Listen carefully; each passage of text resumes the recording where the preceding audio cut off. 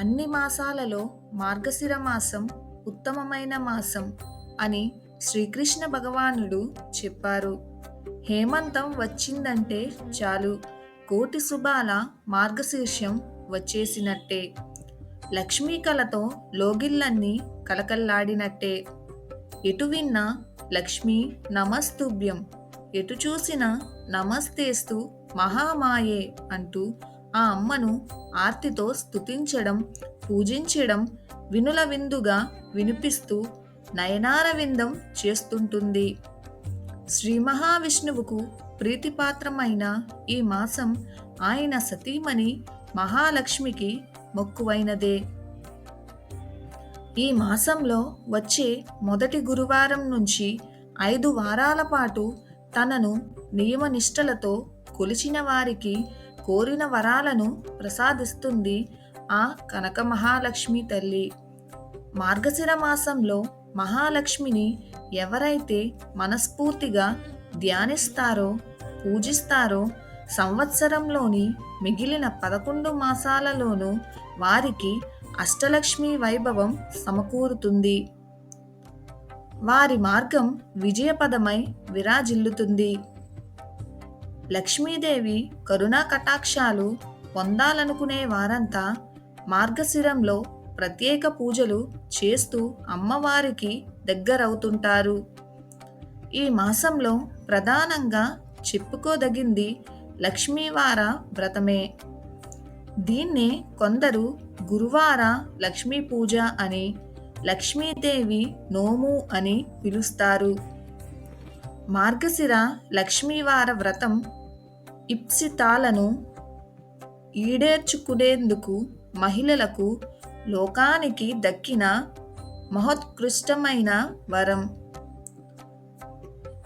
ఇప్పుడు 5 వారాల శ్రీ కనకమహాలక్ష్మీదేవి వ్రతం కోసం తెలుసుకుందాం.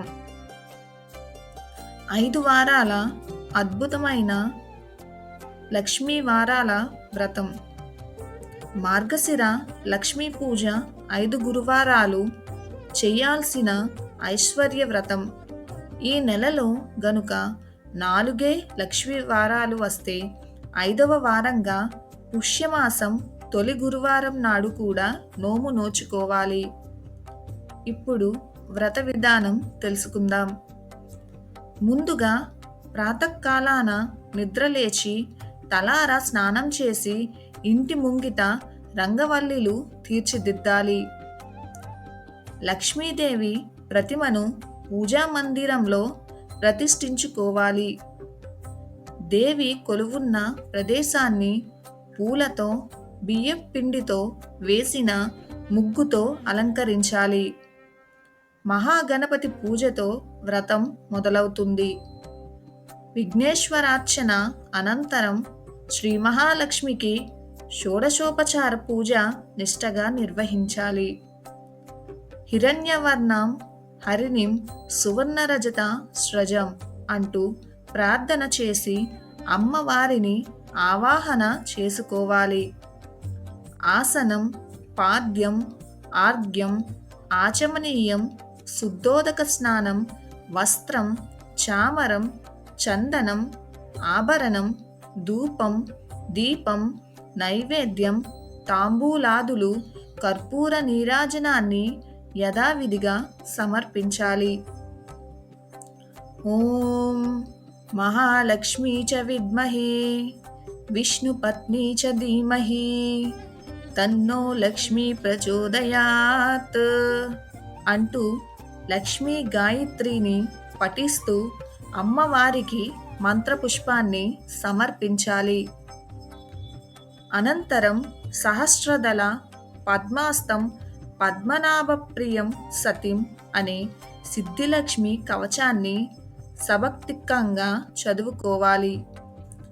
తరువాత అష్టోత్తర నామావళి పూజ చేసి మహానైవేద్యం సమర్పించాలి. నైవేద్యానంతరం లక్ష్మీవార వ్రత కథ చెప్పుకొని అక్షింతలు శిరస్సున ధరించాలి. చివరగా క్షమా ప్రార్థన చెయ్యాలి.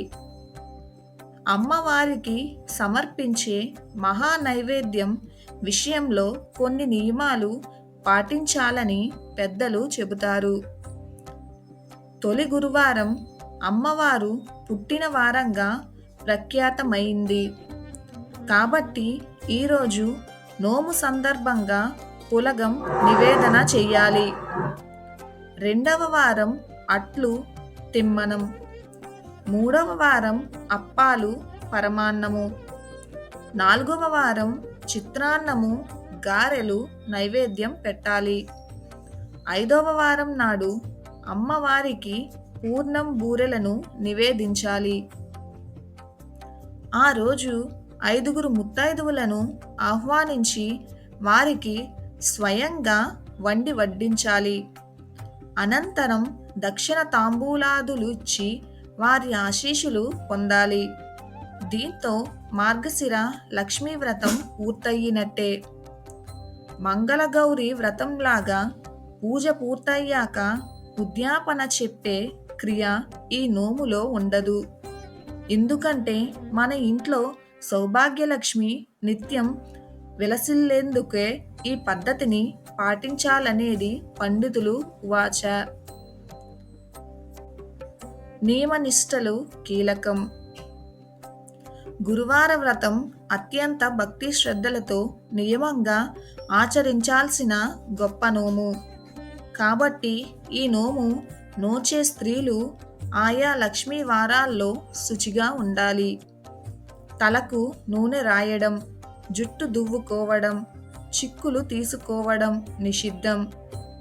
తొలి సంధ్య, మలి సంధ్య నిద్రపోకూడదు, కళ్ళల్లాడకూడదు. నియమనిష్టలతో భక్తి శ్రద్ధలతో ఈ వ్రతాన్ని ఆచరించిన వారి ఇంట లేమి అనే శబ్దం పొడసూపదు. ఐశ్వర్య దేవత వరాలు కురిపించి విజయాలను చేకూరుస్తుంది. ఒక గురువారంలోనే కాకుండా ఈ మాసంలోని ప్రతిరోజు లక్ష్మిని పూజిస్తే విష్ణుసతి దీవెనలతో 10 కాలాలు పచ్చగా వర్ధిల్లవచ్చని పురాణాలు చెబుతున్నాయి. అమ్మవారికి పూలు, పండ్లు, సువాసనలిచ్చే అగరధూపం, పరిమళ ద్రవ్యాలు ప్రీతికరం. వాటితో ఆమె అనుగ్రహాన్ని అవలీలగా పొందవచ్చు. ఈ సువాసనలతో మన ఇంటిని లక్ష్మీ ప్రసన్నంగా మార్చుకోవచ్చు. ఇప్పుడు మార్గశిర లక్ష్మీవార వ్రతం కథ తెలుసుకుందాం. పూర్వం కళింగ దేశముందు ఒక బ్రాహ్మణుడు కలడు. అతనికి సుశీల అను ఒక కూతురు కలదు. ఆమెకు చిన్నతనమున తల్లి చనిపోయినందున సవతి తల్లి పిల్లను ఎత్తుకొమ్మని చెప్పుచు కొంచెం బెల్లం ఇచ్చేది. సవతి పిల్లలను ఆడించుచు ఇంటి వద్ద సవతి తల్లి మార్గశిర లక్ష్మీ పూజ చెయ్యుట చూసి ఆమె కూడా మట్టితో మహాలక్ష్మీదేవిని చేసి జిల్లేడు పూలతోనూ ఆకులతోనూ పూజ చేసి ఆడుకోమని ఇచ్చిన బెల్లం నైవేద్యం పెట్టుచు ఆడుకునేది సుశీల. ఇలా కొన్నాళ్లకు సుశీలకు వివాహం అయ్యింది. అత్తవారింటికి పోవుచు తాను తయారు చేసుకున్న లక్ష్మీదేవి మట్టి బొమ్మను తీసుకువెళ్ళింది. ఇలా వెళ్ళిన వెంటనే కన్నవారు నిరుపేదలు అయినారు. ఈమె ఇంట మహాదైశ్వర్యం అనుభవిస్తున్నారు. పుట్టింటి వారు కటిక దరిద్రులు అయిన సంగతి తెలుసుకొని సుశీల చాలా బాధపడుతుంది. తల్లి దరిద్రమును భరించలేక కొడుకును పిలిచి, నాయనా, నీ అక్క ఇంటికి వెళ్ళి ఏమైనా డబ్బు తీసుకురమ్మని చెప్పి పంపించెను. సుశీల ఇంటికి తమ్ముడు వెళ్ళి వారి దరిద్రం గురించి చెప్పాడు. దరిద్రమును తెలుసుకున్న ఒక కర్రను దొలిపించి దాని నిండా వరహాలు పోసి అతనికి ఇచ్చింది. ఆ చిన్నవాడు కర్రను పట్టుకొని వెళుతుండగా దారిలో కర్ర వదిలి వెళ్ళిపోయాడు. ఆ కర్ర ఎవరో తీసుకొని వెళ్ళిపోయారు. ఇంటికి వెళ్ళిన కొడుకుని తల్లి ఏమి తెచ్చావు అని అడగగా ఏమీ తేలేదు అని చెప్పాడు. మన దరిద్రం ఇంతే అని అనుకున్నారు.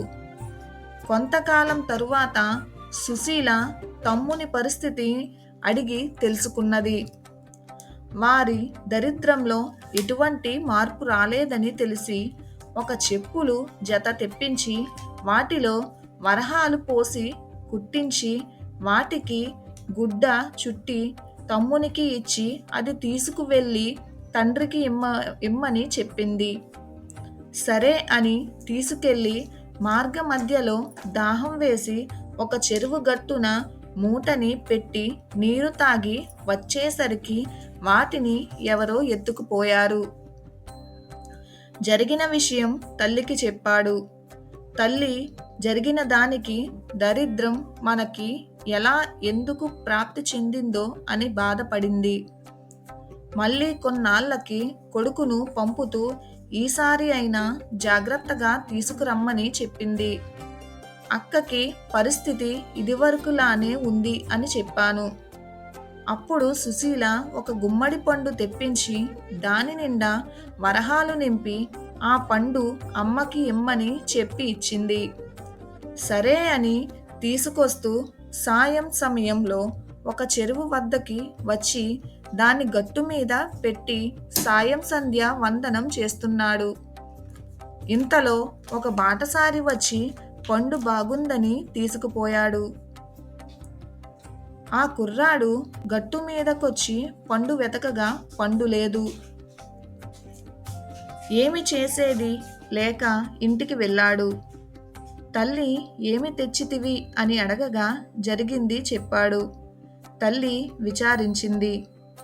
కొన్నాళ్ళకి తన పిల్లలని ఇంటి దగ్గర ఉంచి కూతురు దగ్గరికి వెళ్ళింది.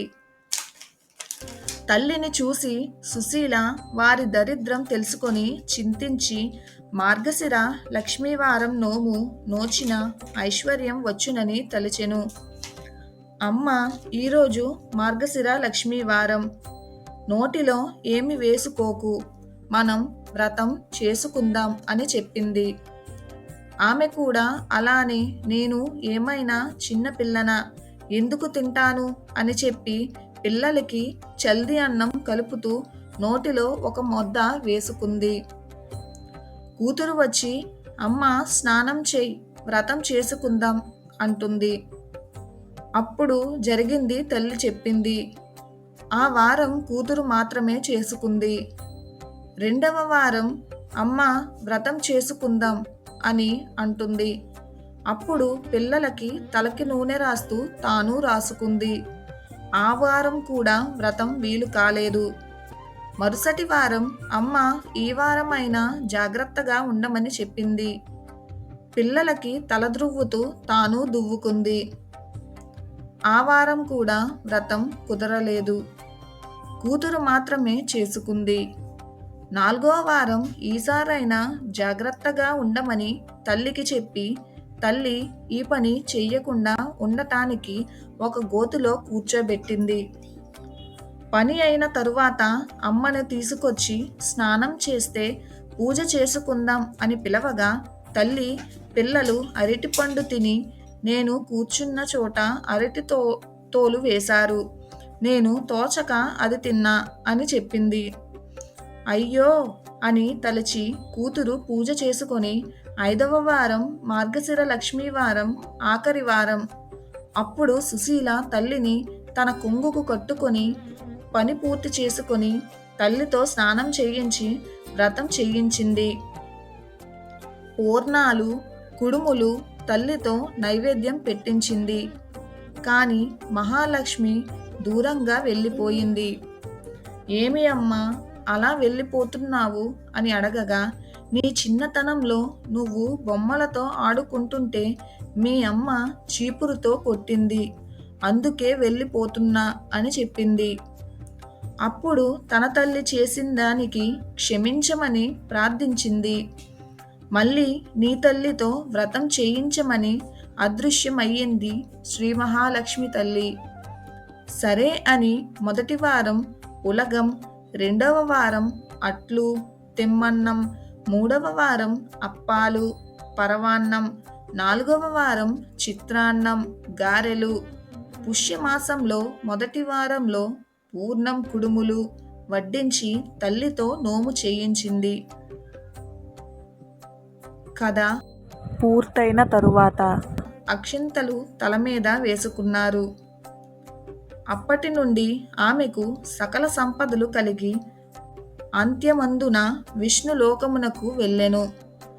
కథలో లోపమైనను వ్రతలోపము కారాదు. భక్తి తప్పినను ఫలం తప్పదు.